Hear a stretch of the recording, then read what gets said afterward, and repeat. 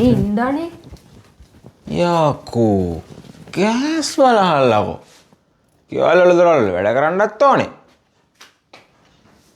තටත් තියෙනවකට මේ ඔයාට මහන්සිත් එක්කනේ අපි අම්මලා ගෙදර යන්න. හා ලෑස්ති වෙන්න කෙනා. ඔය පුතාට තේ එකක් දෙන්න නැද්ද? හරි අම්මා මං හදන්නම්. බබා ඔයාට තේක මෙතෙන්ටම ගෙනත් දෙන්න. මෙතන නියමයි. මොකෝ පුතේ නාගන්නද? නෑ මම ටවල් එක හොදන්න කියලා. බබා මං හොදන්නම්. අනේ ඔක තියන්න කොදෙත් මං දැන් හොදන්න.